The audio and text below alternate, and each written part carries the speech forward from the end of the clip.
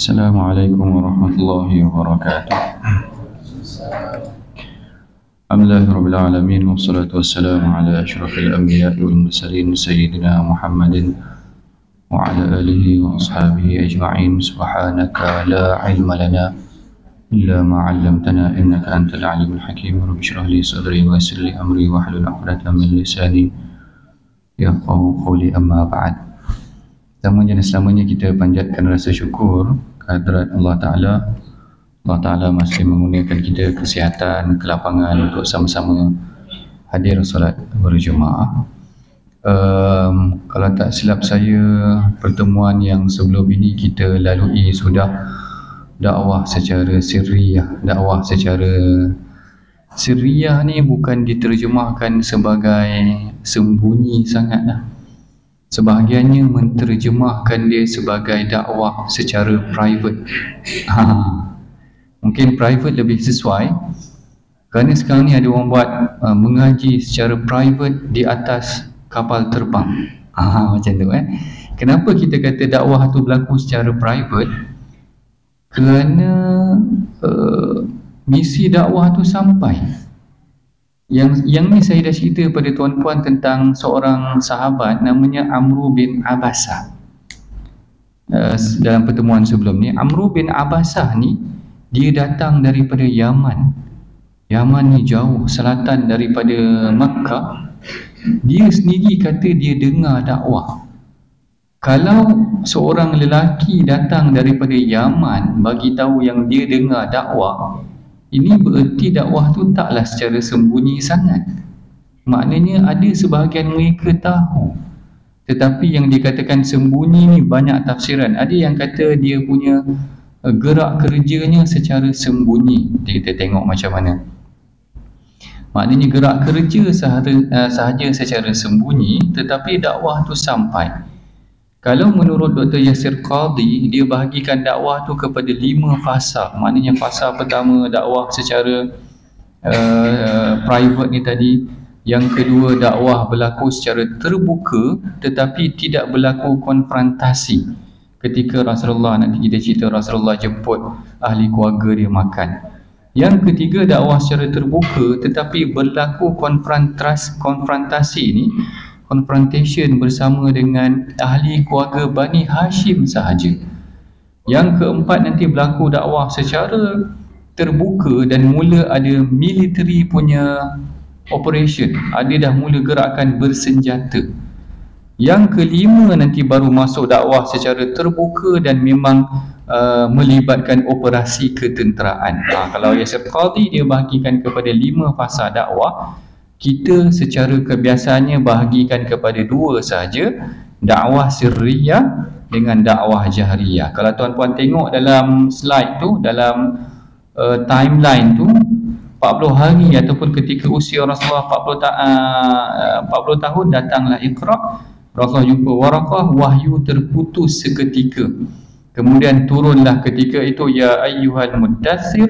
Start daripada situ dakwah secara sirriyah berlaku. Dan daripada sirriyah ini kita tengok yang batch pertama ni kita dah cerita dah. Batch pertama ni 5 daripada mereka, yang pertama tu adalah Islam di bawah tangan Abu Bakar. Tengok Abu Bakar, Umar belum lagi Islam ketika itu, Uthman, Az-Zubair, Abu Ubaidah, Talha dengan Sa'ad bin Abi Waqqas. Kalau tak silap termasuk Abdul Rahman bin Auf, dia beriman di tangan Abu Bakar. 10 yang dijanjikan syurga, semua mereka beriman di tangan Abu Bakar, dan merekanya semua berusia bawah 40 tahun. Kalau Az-Zubair tu 16 tahun, Sa'ad bin Abi Waqqas 19 tahun. Kalau kita tengok dalam infografik yang disediakan tu maknanya kalau kita perhatikan, mereka ni adalah golongan sasaran Rasulullah dalam usia mereka yang muda. Paling asas yang ni strategi yang Rasulullah buat adalah bermula dengan dakwah kepada ahli keluarga. Macam mana pun perubahan yang kita ingin lakukan, mesejnya mesti sampai kepada ahli keluarga dahulu. Sebab tu kadang-kadang dia orang kata sibuk untuk dakwah orang lain, ahli keluarga sendiri tak selesai lagi. Kadang-kadang sepatutnya bermula dengan ahli keluarga dulu, dengan Khadijah Rasulullah mulakan dahulu, dengan Zaid bin Harithah, orang suruhan Khadijah itu sendiri, Ali sebagai sepupunya, Abu Bakar sahaja sebagai kawan dia. Bila turun sahaja ayat wa anzir ashiratakal aqrabin. Tengok setiap fasa yang kita bahagikan ni tadi, dia dipisahkan dengan ayat Quran. Ayat Quran pertama turun adalah tentang Iqra. Kita dah bincang dah, Iqra ni ayat dia pelik. Kerana perintah Iqra adalah suruh baca kepada kaum yang tak reti membaca. Pelik itu kan. Maknanya kenapa pula Allah Ta'ala turunkan perintah baca kepada kaum yang tak reti baca? Maknanya perubahan mesti dengan ilmu. Diasaskan wahyu pertama tu adalah Iqra, tu adalah proses perubahan mesti didasari dengan ilmu Iqra. Kemudian turun ya ayyuhal muddathir. Muddathir ni jangan salah faham juga, ini ya ayyuhal muddathir bermula dah dakwah, bermula dengan ahli keluarga juga. Kum fa'anzir wa rabbaka fakabbir, kan Allah Ta'ala suruh bagi peringatan. Bayangan kepada orang yang berselimut ni bukan maksudnya macam mana? Macam maksud yang negatif. Kadang-kadang kita kata kepada anak kita, hai selimut lagi, macam tu kan. Dia tak nampak macam tu. Sepatutnya dia adalah panggilan manja. Macam mana Rasulullah panggil Ali sebagai Abu Turab? Kan kita dah cerita Ali ni, Rasulullah panggil dia bapa kepada pasir, Abu Turab. Kisah yang dia berselisih dengan isterinya Fatimah. Dalam sebuah hadis yang sahih, Rasulullah berjumpa dengan Fatimah. Rasulullah kata pada Fatimah, aina ibnu ammika, mana sepupu engkau atau sepupu aku lah, Ali sepupu Rasulullah. Fatimah kata, innahu kana baini wa bainahu syai'un, tadi aku dengan dia ada masalah sikit. Yang ini sepatutnya sikap seorang isteri.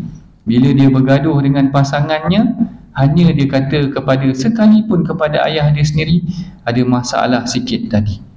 Tak dipanjangkan permasalahan tu, cerita kepada orang luar, apatah lagi update dalam Facebook.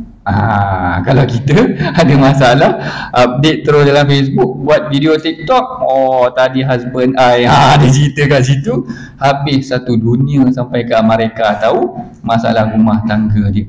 Sedangkan bila Rasulullah tanya Fatimah, aina ibn ammika, mana sepupu aku atau sepupu engkau atau suami engkau, Fatimah hanya cakap inna baini wa bainahu syai'un, tadi aku dengan dia ada masalah sikit. Fa kharaja falam yaqil indana, dia kata dia keluar dan dia tidak qailulah di sisi aku. Biasanya Ali maknanya qailulah seketika di rumah Fatimah, tapi dia keluar tadi.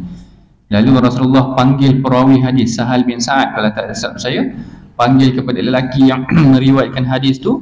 Dia kata ibahas aina huwa, cari kat mana Ali. Yang ni yang kita dapati, dia sedang berbaring di masjid. Yang mana fataja'a ataupun muttaki'un, dia sedang berbaring di masjid sehingga berdebu seluruh badan dia. Rasulullah kibas badan Ali dan Rasulullah kata, qum ya Abat Turab, bangunlah wahai bapa kepada pasir. Kerana dia dah berlumuran dengan pasir itu tadi. Ianya bukan panggilan yang merendahkan, kerana Ali kata aku sangat, gelaran yang aku paling suka adalah Abu Turab tu tadi. Walaupun gelaran bagi dia sebenarnya adalah Abul Hasan, kerana anak sulungnya adalah Al-Hasan. Sepatutnya gelarannya adalah Abul Hasan, macam Rasulullah Abul Qasim. Jadi Ali ni sepatutnya dipanggil Abul Hasan, tetapi Rasulullah memanggilnya dengan ya Abu Turab, wahai ayah yang bapa kepada pasir. Kerana keadaannya yang sedemikian, Rasulullah pujuk Sayyidina Ali dengan panggilan manja, tidak merendahkan. Kita tak kata Abu Turab tu merendahkan dia. Sama macam ya ayyuhal muddathir tadi, bukan panggilan tu sebagai panggilan yang merendahkan, tetapi gambaran kepada situasi dan panggilan yang tengah selimut lagi, macam tu, tengah selimut lagi, panggilan yang sedemikian. qum fa'anzir. Lalu Allah Ta'ala berikan peringatan apa? Minta Rasulullah bangun dan berikanlah peringatan. Nah, yang di sini dah bermulanya dakwah secara sirriyah tu tadi, sehingga kalau kita tengok batch pertama datang Khadijah, Abu Bakar, Zaid, Ali, kemudian daripada Abu Bakar datang Uthman, Zubair ibn Auf, Abdul Rahman bin Auf, Abdullah Sa'ad bin Abi Waqqas dengan Talha. Dan kalau kita tengok dekat sini dah mula ada fasa, yang ni ringkasan daripada kitab Rahiqul Maktum, dah mula ada fasa salat di celah-celah bukit. Dalam erti kata yang lain, salat ketika itu sudah ada, tetapi bukan dalam bentuk yang seperti yang diperintahkan nanti diwajibkan ketika Isra' dan Mi'raj. Kan kita dah lalu ceramah Isra' dan Mi'raj, fasanya berbeza. Bahkan sebenarnya seluruh perjalanan Isra' dan Mi'raj itu adalah perjalanan mengingatkan sebenarnya tentang salat juga, kerana Rasulullah diterbangkan tu bermulanya di masjid dan kesudahannya di masjid. Sebahagian ulama ambil pandangan dia bermula di rumah Ummu Hani. Ummu Hani ni adalah sepupu Rasulullah juga. Sepupu Rasulullah, Ummu Hani binti Abi Talib kalau tak salah saya. Ummu Hani sepupu Rasulullah juga. Kalau tuan-puan tawaf di Kaabah sampai sahaja di rukun Yamani kalau tak salah saya. Sebab tiang Ummu Hani ini nanti ada satu tiang, sebenarnya saya tak bawa gambarnya, sepatut ada gambarnya dalam slide. Gambar dia dalam slide, kalau tuan-puan nak tengok tak payah, dia tunjukkan tiang Ummu Hani itu, dikatakan di situ kawasan asal rumah Ummu Hani, yang mana Rasulullah dikatakan pernah diisrakan daripada situ. Maknanya Jibril membuka bumbung rumah Ummu Hani. Dalam riwayat yang lebih sahih, iaitu dalam riwayat Bukhari kalau tak silap saya, Rasulullah cerita sebenarnya dia bermula daripada rumah baginda sendiri, Furija Saqfi. Lafaznya Furija Saqfi ni maknanya dibuka bumbung pintu rumah, bukan pintu atap rumah aku, kemudian aku dibawa ke Hatim. Bawa ke Hatim ni kawasan Hijr, daripada situ berlaku pembelahan dada. Kan kita dah cerita belah dada, kemudian dia dibawa ke Isra'. Waktu dibawa ke laluan itu, nampak Nabi Musa salat, nampak Nabi Isa salat. Di Masjidil Aqsa Nabi solat dengan bersama para anbiya yang lain. Naik di langit pun juga nampak orang solat juga lagi. Bahkan yang menariknya adalah perbincangan mengenai tentang status turutan para nabi itu, kenapa dimulakan dengan Nabi Adam pada langit pertama. Langit kedua datang Nabi Isa dengan Nabi Yahya. Langit ketiga datang Nabi Yusuf. Langit keempat Nabi Idris. Langit kelima Nabi Harun. Langit keenam Nabi Musa. Langit ketujuh Nabi Ibrahim. Kenapa susunannya sedemikian? Itu yang sebahagian ulama bincangkan, sebahagian ulama tak bincangkan. Sebab saya pernah kena tanya dengan TNC rasanya, Timbalan Net Chancellor, dia WhatsApp tanya kenapa beza turutan, kenapa. Yang ini tafsirannya pelbagai. Sebenarnya kita akan masuk dalam Isra' Mi'raj, tapi takut nanti perinciannya panjang, saya just ringkaskan. Kalau ikut Syekh Salihi Asyami yang karang kitab Subulul Huda wal Rasyad, kitab sirah antara yang terpanjang juga, tertebal juga, dia kata sebenarnya itu adalah seluruh perjalanan Isra' ini adalah bayangan tentang, bukan tentang Rasulullah, tapi tentang kita, tentang manusia itu sendiri yang pergi perjalanannya untuk menuju Allah. Dia dimulakan dengan penyucian hati dahulu, sebelum dia nak menyambut suruhan Allah tentang salat tu tadi. Sehingga kan turutan para nabi itu pun adalah perjalanan manusia buat Syekh Salihi Al-Syami tu kata tadi. Salihi kata, dia kata langit pertama jumpa Nabi Adam adalah bayangan kepada kejadian manusia itu daripada tanah. Langit yang kedua jumpa Nabi Yahya dan Isa, kerana mereka berdua ini adalah bayangan ataupun simbolik kepada roh. Nabi Isa dijadikan tanpa ayah pun, ditiupkan sahaja roh. Fanafakhna min ruhina, kami tiupkan dia daripada roh sahaja, adalah simbolik kepada roh. Yang ketiganya didatangkan dengan Nabi Yusuf setelah dijadikan manusia daripada tanah. ditiupkan ruh, disempurnakan kejadiannya secantik-cantik kejadian seperti Nabi Yusuf. Yang keempat, didatangkan Nabi Idris, kerana Nabi Idris ni adalah simbolik kepada ilmu.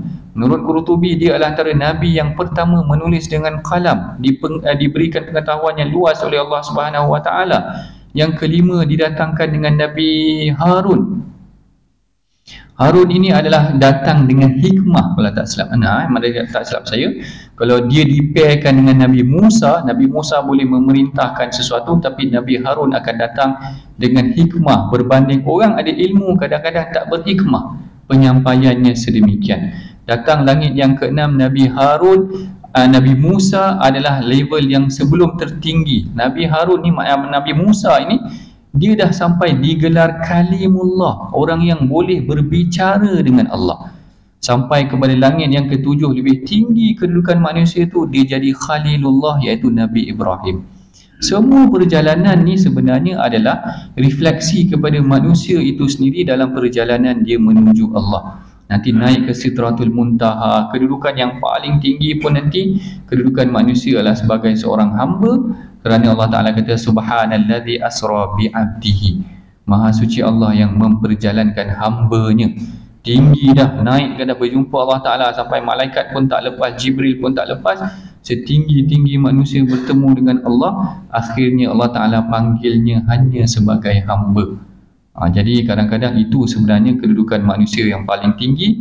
Tinggi mana pun dia paling dekat adalah kedudukannya mencapai kedudukan hamba di sisi Allah Subhanahu Wa Taala. Yang itu adalah mengenai tentang rumah Ummu Hani, kawasan-kawasan rumah di sekeliling Kaabah itu tadi adalah kawasan yang kita akan tengok dia menjadi pusat ataupun medan dakwah Rasulullah sallallahu alaihi wasallam di sekitar Kaabah itu nanti. Kemudian kat sini kalau kita tengok salat dah bermula, yang kita ceritakan tadi, salat di Isra Mi'raj adalah dah difardukan ke atas umat ini. Kemudian belajar di rumah Al-Arqam, nanti saya akan cerita. Ini gambaran awal kepada 10 Mubasysyirina bil Jannah, 10 sahabat yang awal memeluk Islam. Permulaan dakwah adalah dengan teknik makan dulu. Apa Dr. Zulkifli Al-Bakri panggil dia gastrologi. Saya tak ingat apa istilah tentang dakwah dengan panggil makan dulu. Yang ini dilakukan sendiri oleh Rasulullah, dimulakan dengan menyediakan makanan buat ahli keluarganya daripada Bani Hashim dulu. Sebab tu kalau kita tengok di universiti, kadang-kadang kalau diorang nak mulakan usrah, nakib akan ajak makan dahulu. Sehinggalah usrah tu dikenali sebagai usrah makan. Kerana asal usrah je nak makan, asal datang kuliah je nak makan, walaupun sebenarnya bukanlah point asalnya tu untuk makan. Kita nak ajak dia baca Quran, tetapi itu antara kaedah yang Rasulullah mulakan. Yang paling agresif dalam pertemuan tu, walaupun tak seberapa agresif, adalah sebenarnya Abu Lahab. Abu Lahab sendiri bantah Rasulullah. Dia kata mereka ni semua pakcik-pakcik engkau. Seolah-olah tindakan Rasulullah tu melangkau ataupun membantah berlawanan dengan apa yang dilakukan oleh pakcik-pakcik engkau tu tadi. Kemudian panggilan kedua barulah di atas Bukit Safa. Kenapa dipilihnya Bukit Safa? Kerana Bukit Safa tu adalah tanah yang tinggi yang paling dekat dengan Kaabah. Kalau kita nak panggil Jabal Abi Qubais yang sekarang ini jadi istana raja lah, orang kebesaran akan di belakang sikit daripada Jabal Safa. Kalau kita tengok situasi, location, dan nanti kita akan tengok berdekatan dengan Jabal Safa, Bukit Safa itulah terletaknya rumah Al-Arqam bin Abi Al-Arqam, pusat dakwah Rasulullah. Jadi kalau kita tengok bila turunnya, saya cerita dah daripada awal, pemisahan fasa dakwah dimulakan dengan wahyu, dipimpin dengan wahyu. Maknanya pertama tadi turun Iqra' bismi rabbikal ladzi khalaq. Kemudian turun ya ayyuhal muddathir muzammil. Kemudian turunnya wa anzir ashiratakal aqrabin. Ada yang kata turun dulu fasda' bima tu'mar. Sampaikan apa yang dia ajarkan. Yang dua-dua agresif dalam melawan kembali Rasulullah ni sebenarnya adalah Abu Lahab. Sedangkan Abu Lahab ni antara orang yang rapat dengan Rasulullah. Kenapa Abu Lahab rapat dengan Rasulullah? Salah satunya ketika Rasulullah lahir, dia yang membebaskan hambanya Suhaibah. kerana gembira dengan kelahiran Rasulullah. Bahkan anak-anak dia dikahwinkan dengan anak Rasulullah. Maknanya dia dengan Rasulullah ni memang bukan sekadar ahli keluarga yang Bani Hashim, tetapi dia kahwinkan anak-anak lelakinya dengan anak-anak perempuan Rasulullah. Yang ini memberi bayangan bahawa keakraban kekeluargaan tidak menjamin hidayah. Nanti kalau yang tak agresif pun macam Abu Talib, walaupun ada orang pertikaikan Abu Talib ni mungkin dia beriman, mungkin tak beriman, tetapi secara zahirnya seakan-akan dia tidak beriman. Juga berbeza kategori pakcik Rasulullah ni ada 3. Ada pakcik Rasulullah yang tidak beriman tetapi tidak melawan macam Abu Talib, bahkan melindungi Rasulullah. Ada pakcik Rasulullah yang tidak beriman tetapi melawan macam Abu Lahab. Ada pakcik Rasulullah yang beriman dan menyokong Rasulullah, tidak melawan macam Al-Abbas ke Hamzah ke pakcik-pakcik Rasulullah. 3 kategori yang berbeza. Ini semua datang daripada ahli keluarga yang sama. Kalau kita tengok di sini, ini satu pengajaran yang penting juga. Permulaan dakwah adalah dimulakan dengan ahli keluarga itu sendiri. Bahkan Abu Lahab ini, maksud Lahab ni bukan Lahab pelahap. Orang Melayu ingatkan Lahab ni maksudnya pelahap. Nama aja Lahab. Lahab ni maksudnya bermerah ataupun membakar. Kalau tak silap, Yalhab macam tu kan, membakar, menyala.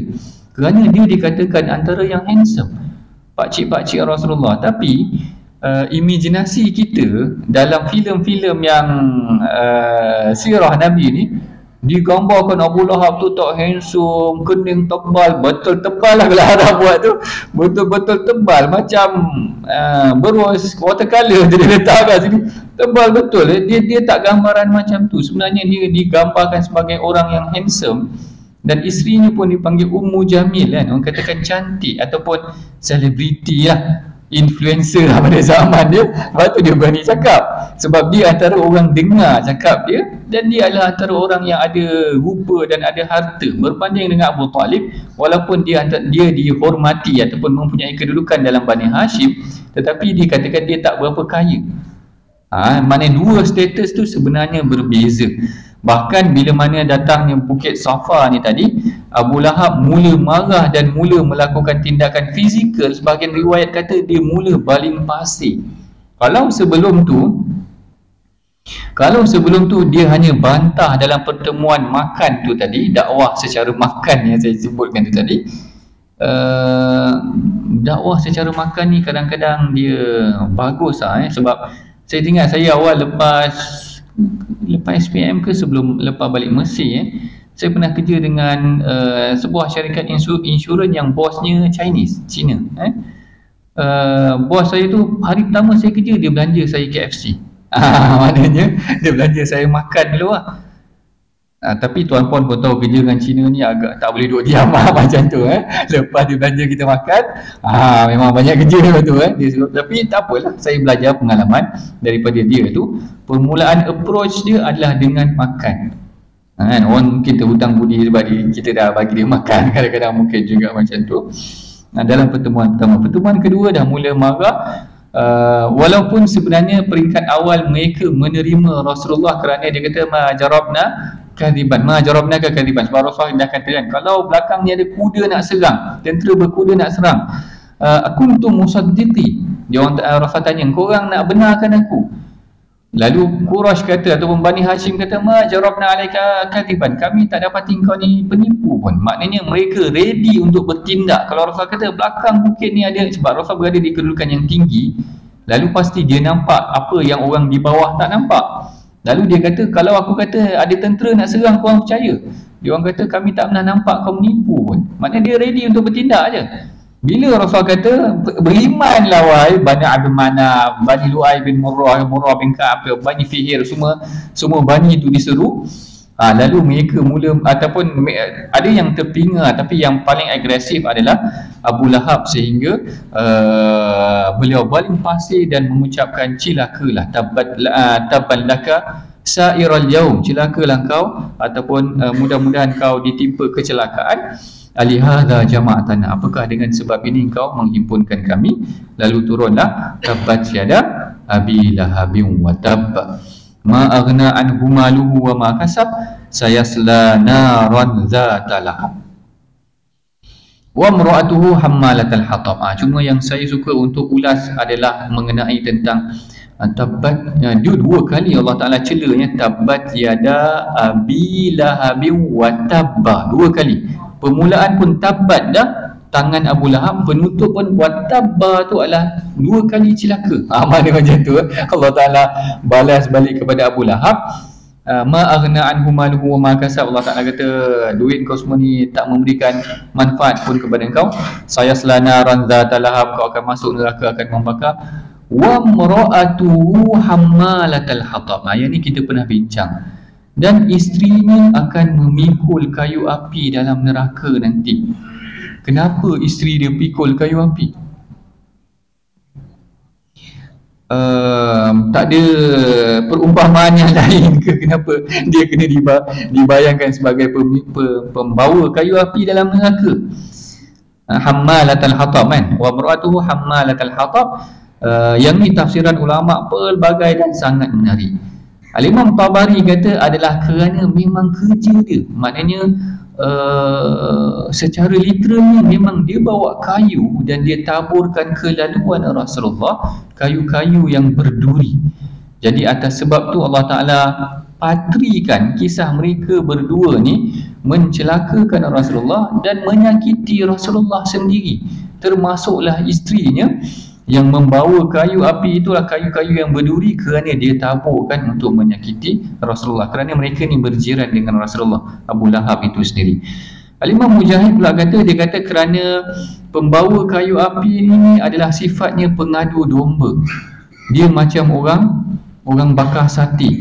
Ada tukang kipas dia, ada tukang cocok dia, ada tukang bakar dia, sampailah tukang kipas dia. Maknanya kalau dalam grup WhatsApp tu macam-macam kan, ada tukang kipas, ada tukang bakar dia yang menambahkan lagi sehinggalah dia live group. Macam tu kan. Maknanya dia punya pergaduhan dalam grup tu. Yang ini dia katakan wa imra'atuhu hammalatal hatab, dibawa kayu api tu kerana dia tugasnya adalah mengapi-apikan kemarahan terhadap Rasulullah. Yang tugasnya adalah mengapi-apikan terhadap kemarahan terhadap Rasulullah.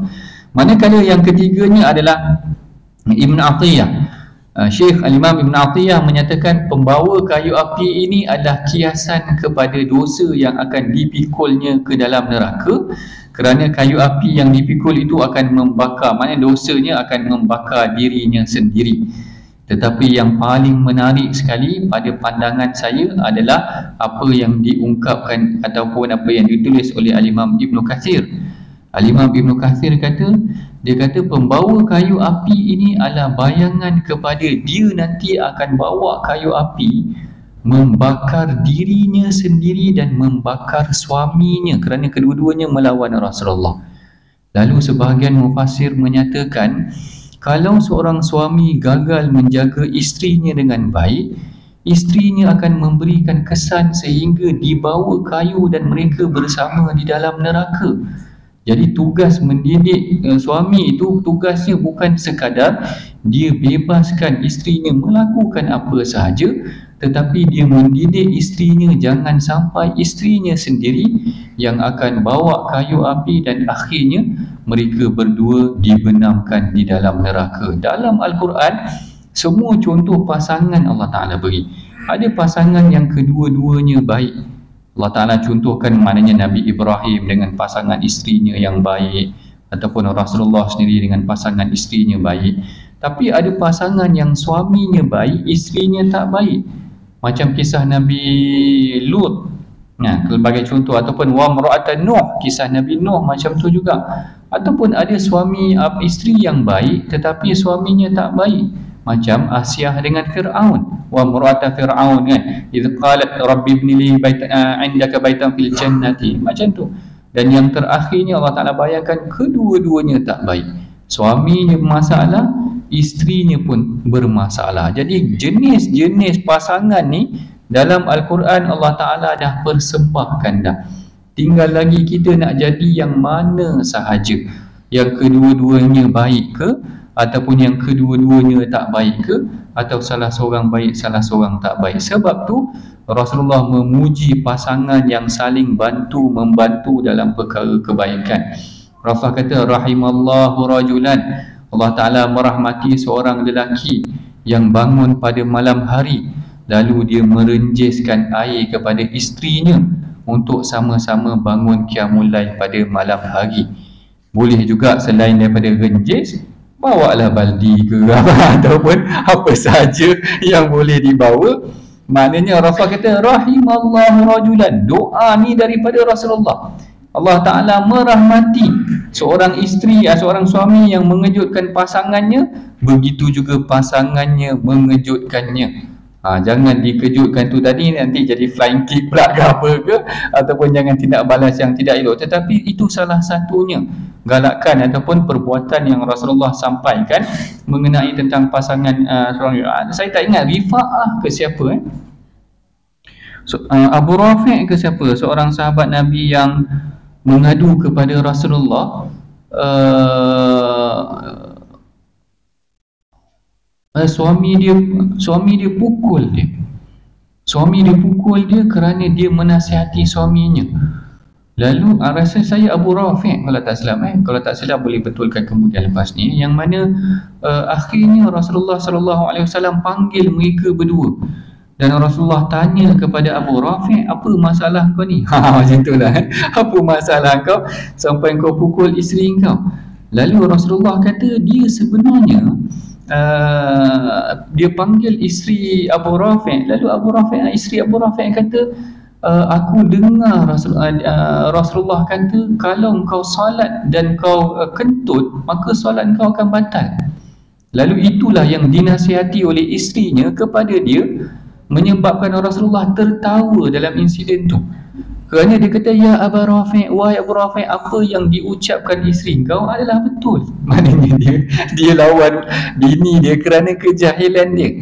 Apa yang bini wa ma qalat illa khaira, dia kata dia cakap perkara yang betul. Ada keadaan-keadaan yang ekstrim yang sampai isteri mengadu kepada Rasulullah yang mana suaminya bangun lambat. Ada juga cerita mengenai tentang, saya dah cerita dah kot, mengenai tentang suami yang bangun lambat pukul ketika sedang salat, kemudian suruh aku berbuka puasa. Yang ini semua kita dah cerita, tapi saya nak cerita pasangan-pasangan ini memang berlaku kepada zaman Rasulullah, tetapi mereka adalah pasangan yang mengharapkan ataupun kita katakan sebagai kategori yang menggalakkan kebaikan sesama mereka, iaitu berkehendakkan sama-sama masuk syurga. Saya ada buat satu pembentangan mengenai tentang bagaimana kempen mengenai tentang masuk syurga sekeluarga. Kerana Allah Ta'ala kata walladzina taba'atuhum dzurriyyatuhum biimanin, mereka yang beriman satu keluarga ni nanti alhaqna bihim dzurriyyatahum, kami akan sama-sama masukkan mereka satu keluarga ke dalam syurga. Sebab bukan kita aja yang masuk dalam syurga, kerana nanti kita akan tengok dalam Quran Allah Ta'ala cerita ahli syurga tu boleh nampak mereka yang diseksa di dalam neraka, dipamerkan. Sanggupkah kita ni nak tengok anak kita dibakar dalam neraka? Kita semua nak masuk syurga satu keluarga. Jadi memang bayangan dia adalah pasangan sesama mereka. Sebab tu dalam surah Al-Lahab Allah Ta'ala cerita juga tentang isterinya yang akan bawa kayu api yang menjadi tukang bakar sendiri buat pasangan dia atas kesilapan sama-sama mereka lakukan menentang Islam. Dari aspek pengajaran dakwah sirriyah ini adalah prioriti dakwah adalah pada golongan yang terdekat. Yang ni kita dah cerita dah. Maknanya kalau ada anak, ahli keluarga, dan banyak kali dah kita sebut mengenai tentang perkara tersebut, bagaimana sebenarnya ahli keluarga berperanan dalam mendidik sesama mereka. Kalau setiap keluarga jaga ahli keluarga masing-masing, dia akan membentuk satu komuniti yang baik. Betul tak?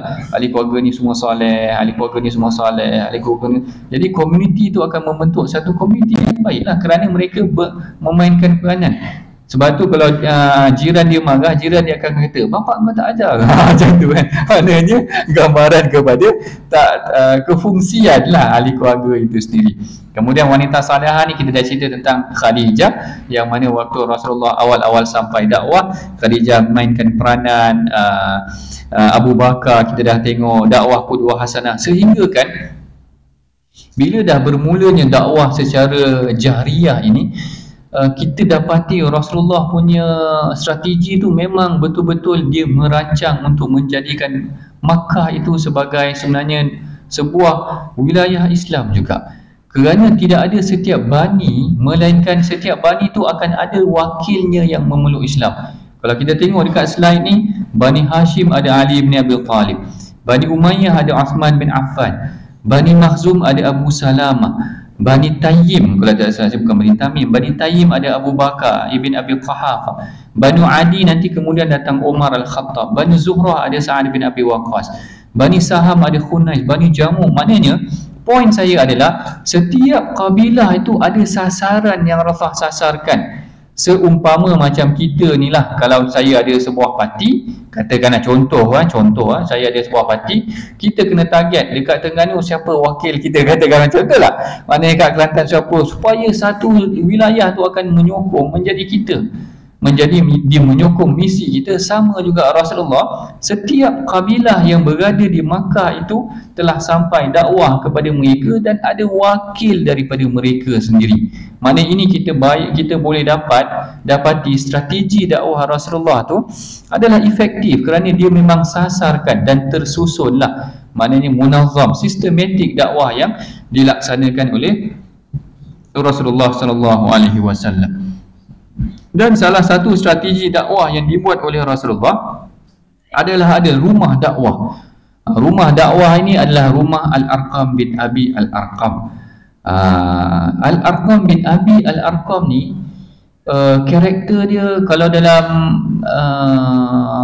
literature kita panggil, boleh dikategorikan sebagai hapex legomenon kalau tuan-tuan pernah dengar. Maknanya karakter ni hanya sekali ni aja tuan-tuan tahu.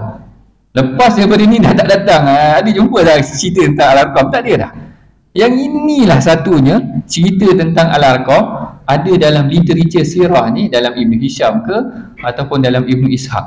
Lepas daripada ni masuk Badar ke, masuk Uhud ke, Hijrah, tuan-puan dah tak dengar nama Al-Arqam.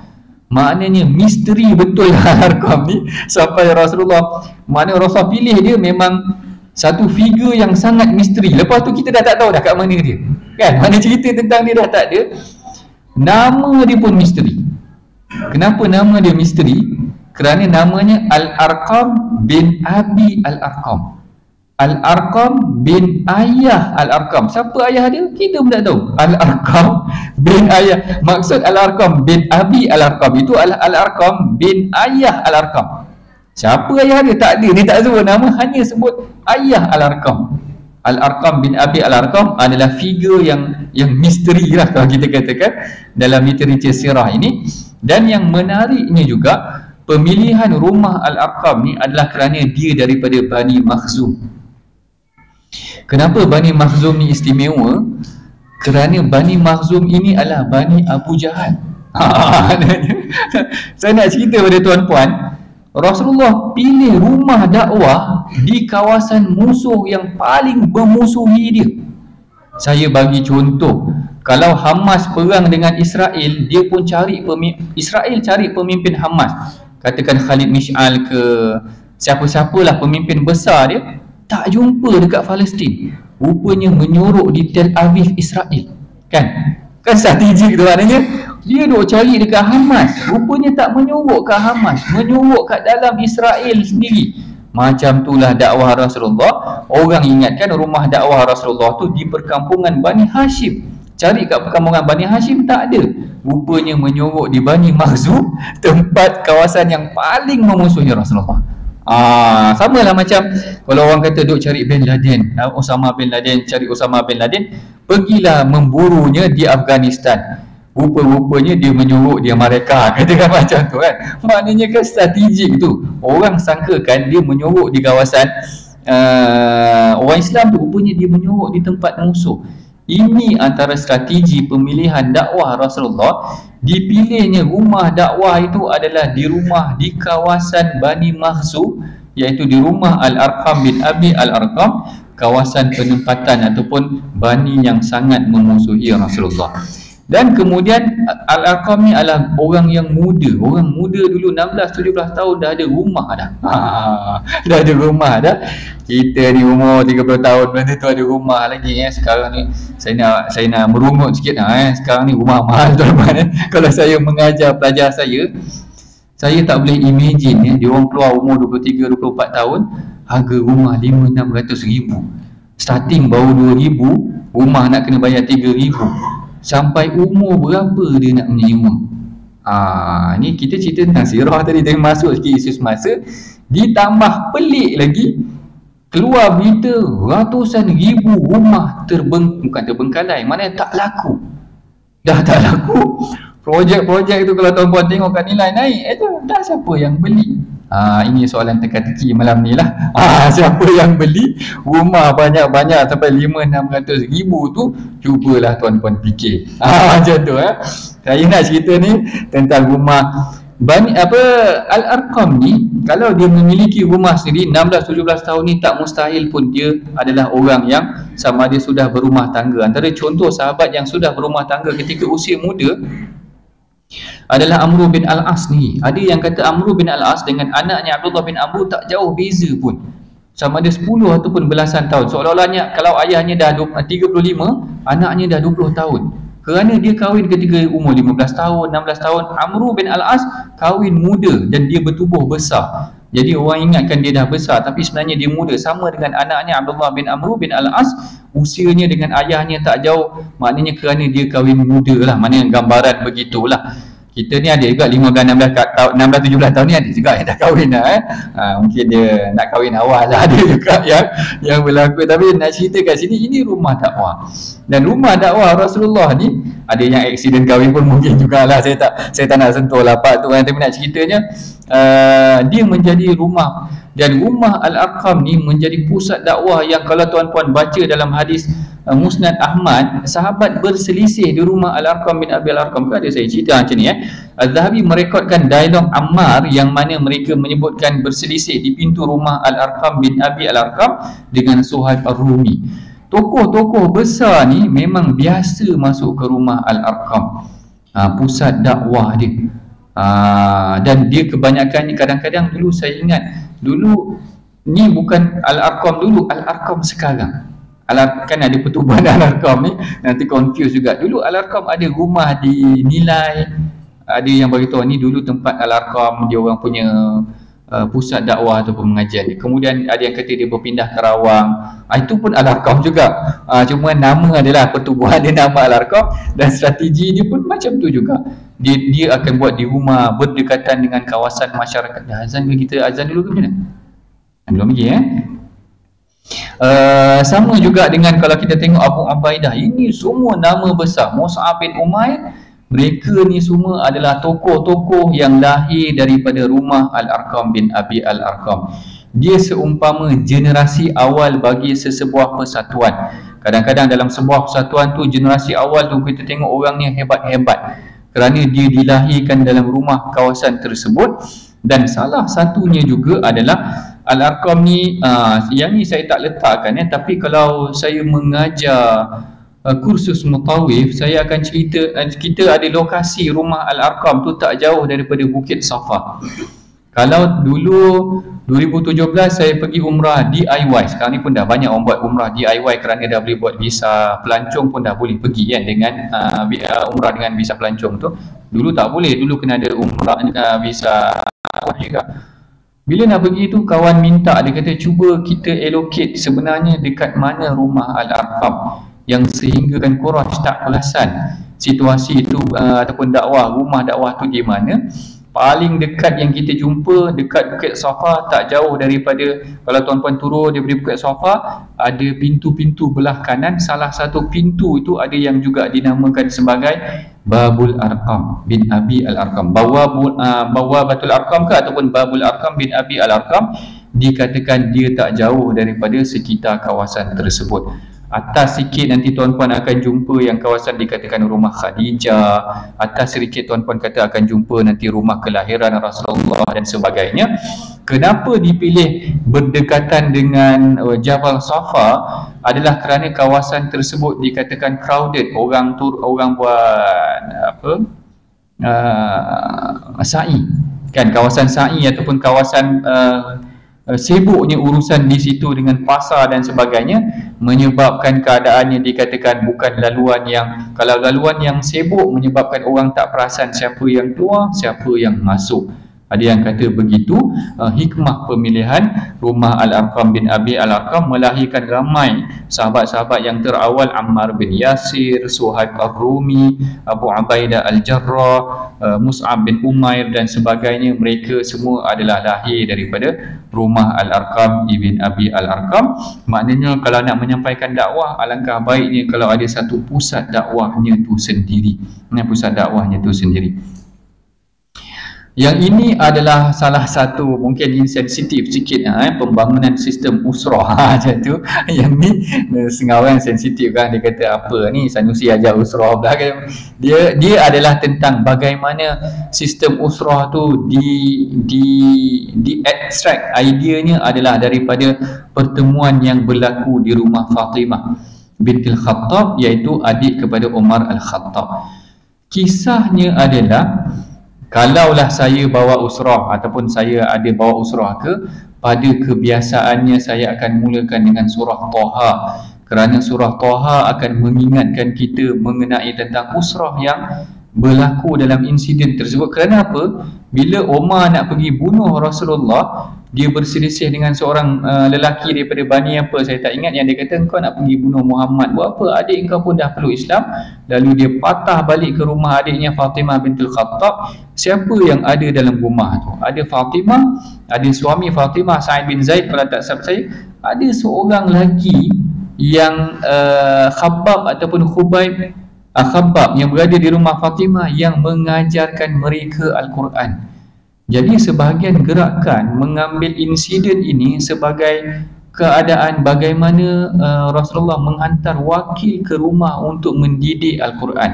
Orang kita namakan dia macam-macam lah, LDK ke usrah ke apa-apalah nama, tetapi Rasulullah hantar seorang untuk mengajarnya mengenai tentang Al-Quran. Cumanya saya tak ingat saya pernah cerita ke tak pada tuan-tuan mengenai tentang keislaman Umar ini. Ada 3 riwayat yang berbeza.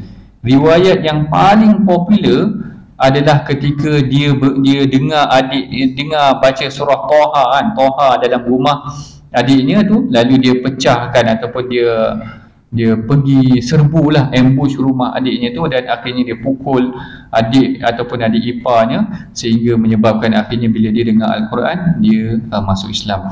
Dalam riwayat yang lain, sebenarnya Umar pernah berada di sebalik kelambu Kaabah. Mereka yang berada di sebalik kelambu Kaabah ni macam-macam keadaannya. Ada yang kadang-kadang kalau tuan-tuan tengok, ada orang yang melekap di multazam. Maknanya dia melekapkan badannya seakan-akan dia memohon betul lah. Bukan melekap secara baring, tapi melekapkan dinding Kaabah tu, memohon benar-benar kepada Allah. Barangkali situasinya sedemikian.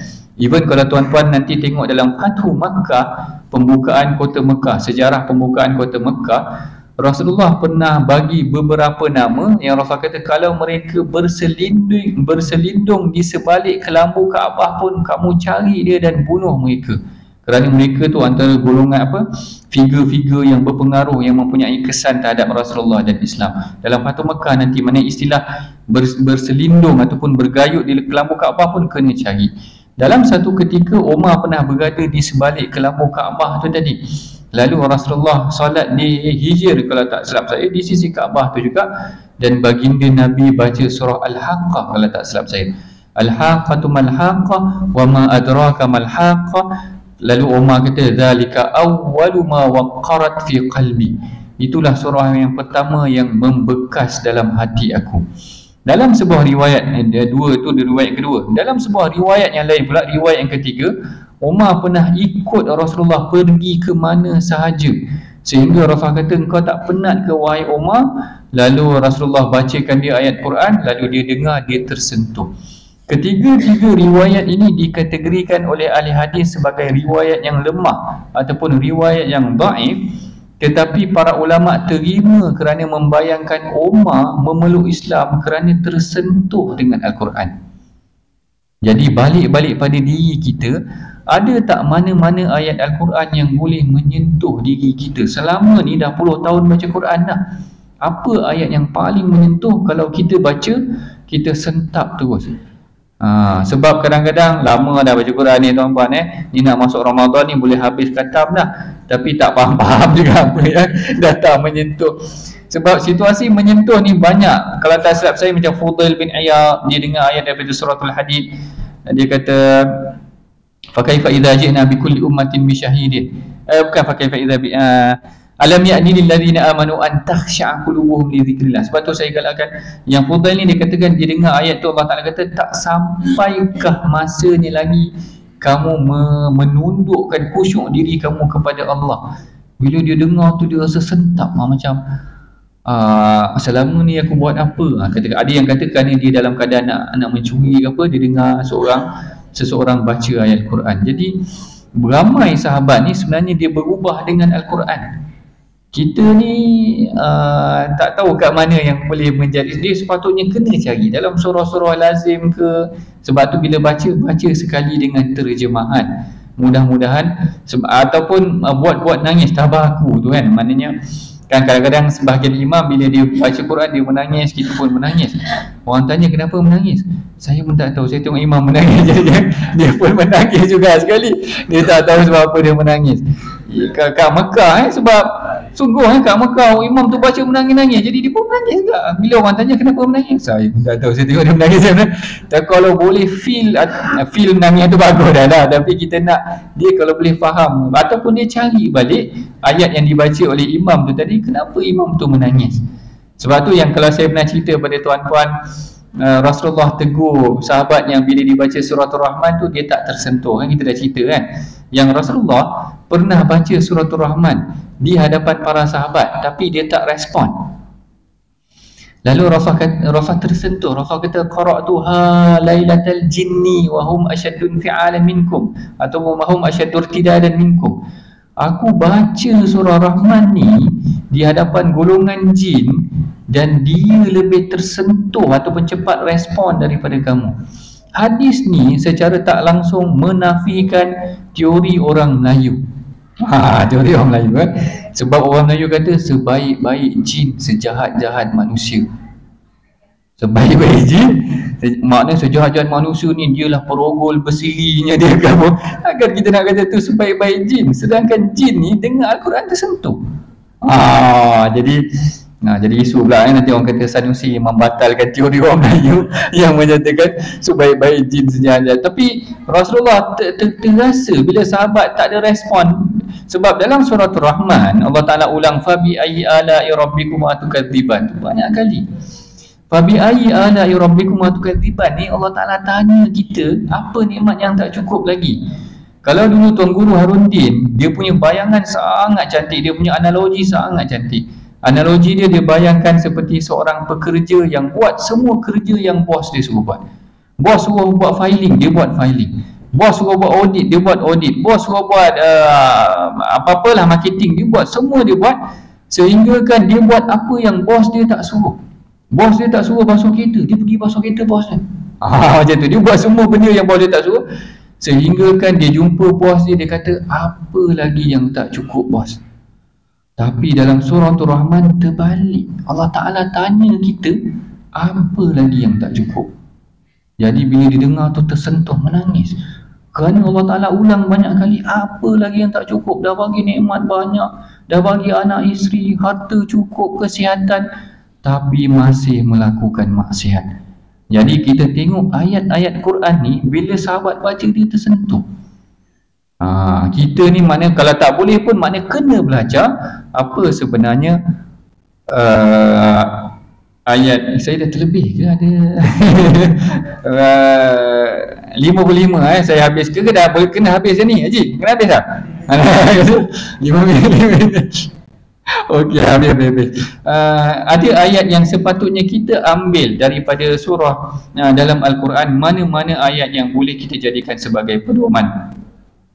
Yang ini adalah sedikit sebanyak daripada dakwah yang berlaku. Kita tengok bagaimana Rasulullah sallallahu alaihi wasallam memulakan dakwah kepada ahli keluarga, kemudian bermula dengan kaum kerabat yang terdekat. Dan juga kita perlu faham, kadang-kadang dakwah yang kita sampaikan bukan semestinya membuka hidayah kepada mereka.